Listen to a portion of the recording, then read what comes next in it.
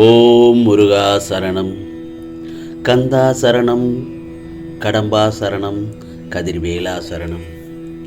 என் செல்ல குழந்தையே, உனக்கான மிகப்பெரிய மகிழ்ச்சி ஒன்று உனக்காக காத்திருக்கிறது. இந்த முருகப்பெருமான் சொல்வதை கேட்டுவிட்டால் ஆனந்த கண்ணீர் விடுவாய். இந்த உலகத்தில் நீ எதை செய்தாலும் அது உனக்கே திரும்பி வந்து சேரும். வாழ்வில் எதுவும் அதுவாகவே நடப்பதில்லை. நமக்கு தேவையானதை நாம் தான் நடத்தி சொல்ல வேண்டும். சிலவற்றை ஏற்றுக்கொண்டால் மட்டுமே மாற்றம் நிகழும். உன்னை நீ மாற்றிக்கொள்ளும் போது உன் வாழ்க்கையும் உன்னை பின்பற்றி மாறும். நிச்சயமாக உன் வாழ்வில் நிகழ்பவைக்கு நீயே பொறுப்பு. முதலில் அதை உணரு. நேற்று, இன்று, நாளை என இவை மூன்றுமே ஒன்றோடு ஒன்று தொடர்புடையது தானே. ஒரே சமயத்தில் வெவ்வேறு விஷயங்கள் சிந்திக்க முடியாது. உன் சிந்தனைகளும் எண்ணங்களும் எப்போதுமே பிரதிபலிக்க வேண்டும். ஆம் செல்லமே, உன் பின்காலத்தையே நீ பார்த்து கொண்டிருந்தால், அதாவது நடந்து முடிந்த காலத்தையே நினைத்து கொண்டிருந்தால், உன்னுடைய நிகழ்காலம் உன்னை விட்டே போய்விடும். இந்த முருகப்பெருமான் கோரும் அறிவுரையை கேட்டு நடப்பாய்தானே.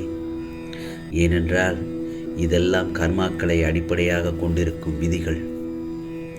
உன்னுடைய வாழ்க்கையில் மறைமுகமாகவே பயணித்து எதிர்பார்க்காத நேரத்தில் கொடுப்பதுதான் கர்மா. நீ யாரை சந்திக்க வேண்டும் என்பதை காலம்தான் நிர்ணயம் செய்கின்றது. உன் வாழ்க்கையில் இருக்க வேண்டும் என்பதை உன் மனம் முடிவு செய்கிறது.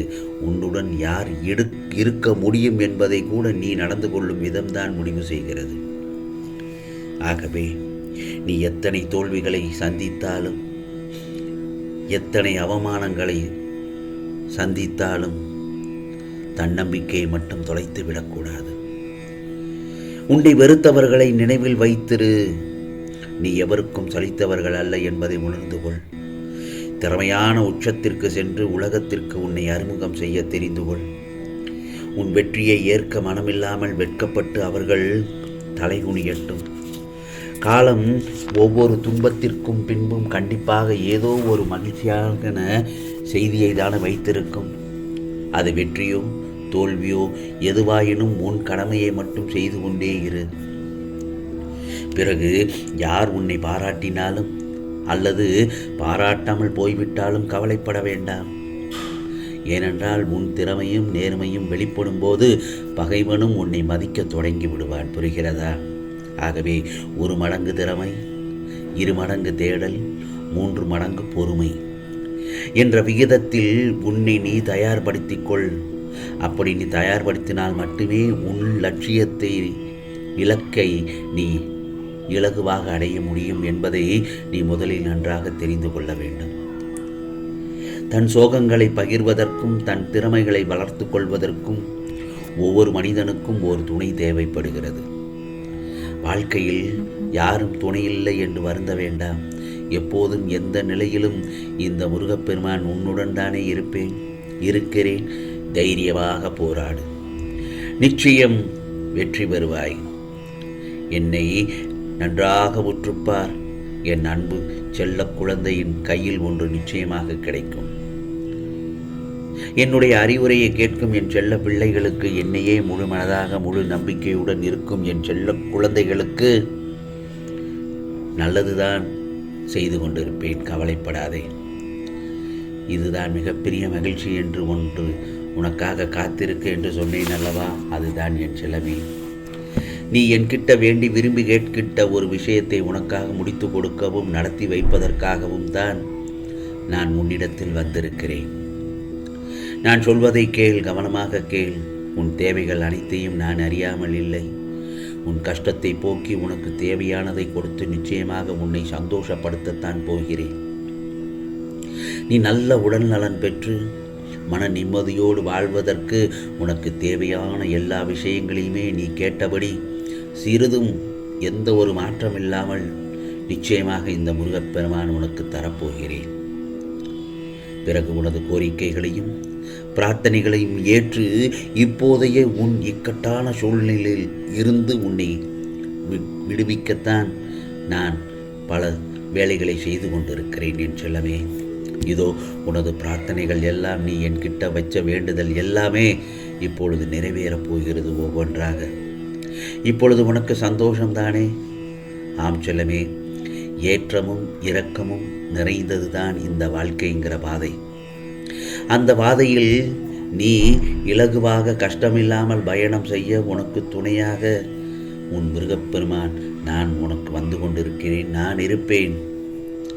அதே சமயத்தில் இந்த பிரபஞ்சத்தில் வாழும் எல்லா உயிருக்கும், எல்லா குடும்பத்திற்கும் எல்லா சூழலும் ஒரே மாதிரியாக இருக்காது தானே?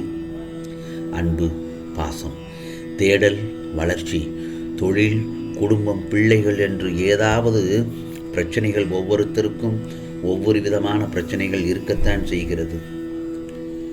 அப்படி இருக்கும்போது உன் கஷ்டம்தான் பெரிது என்று நினைக்க வேண்டாம். அவரவர் சூழ்நிலையில் அவரவர்களுக்கு கஷ்டங்கள் பெரிதாகத்தான் இருக்கும். ஆனால் யார் ஒருத்தர் உன்னை முழுவதுமாக நம்பி என்னை தேடி ஓடி வர்றார்களோ அவர்களுடைய துன்பத்தின் பிடியிலிருந்து தப்பிக்க வைப்பதே இந்த முருகப்பெருமானின் கடமையாகத்தான் வைத்திருக்கிறேன். உன் மனது முழுவதுமாக நம்பிக்கை, பொறுமை, பக்தி, பாசமாக முருகா முருகா என்னை கூப்பிட்டதால் தான் உன் தேவையானதை நிறைவேற்றி கொடுக்க நான் இதோ அறுபடை வீடுகளில் இருந்து உன்னை தேடி வந்து கொண்டிருக்கிறேன். உன் மனது அறிந்த எனக்கு உன் தேவைகள் மட்டும் தெரியாமல் இருக்குமா என்ன? நீ எதை நினைத்தும் வருத்தமோ, தவிப்போ, திணறவோ, கோபமோ, பதட்டமோ இருக்கவே வேண்டாம். உனக்கானதை நிச்சயமாக உனக்கு செய்து கொடுப்பதற்காகத்தான் நான் வந்திருக்கிறேன். நம்பிக்கையோடு இரு. நீ எதற்கும் பயப்பட தேவையில்லை. இத்தனை நாள் வேண்டி இன்னும் பலன் கிடைக்கவில்லை என்று ஏக்கத்தோடு என் முகத்தை பார்த்து கொண்டிருக்கிறாய். உன் வேலைகளை எல்லாம் முடித்து கொடுக்க நான் தயாராகிவிட்டேன் என் செல்லமே. இனி உன் வேலைகளை கவனமாக செய்து கொண்டே வா. அதன் பலன்களை அடுத்தடுத்து ஒவ்வொன்றாக உனக்கு தந்து கொண்டேதான் வருவேன். பிறகு உன் மகிழ்ச்சியில் நீ துள்ளி குதிப்பாய். ஆனந்தத்தில் எனக்கு நன்றி சொல்ல என் ஆலயத்திற்கு ஓடோடி வருவாய். முருகா முருகா என்று என்னை அழைத்து. இனி கண்ணீர், துரோகம், ஏமாற்றம் எல்லாம் இருந்த இடம் தெரியாமல் மாயமாக மறையப் போகிறது. பிறகு நல்லதொரு அதிசயங்களும் மிகப்பெரிய மகிழ்ச்சியும் ஒன்று உனக்காக காத்திருக்கிறது. மகிழ்ச்சியில் துள்ளி குதிப்பாய். இதை கேட்ட பின்பு ஆனந்த கண்ணீரும் விடுவாய். ஆம் செல்லமே, இது முருகப்பெருமானின் அருள் வாக்கு, சத்திய வாக்கு. ஓம் சரவண பவ, ஓம் சரவண பவ, ஓம் சரவண பவ.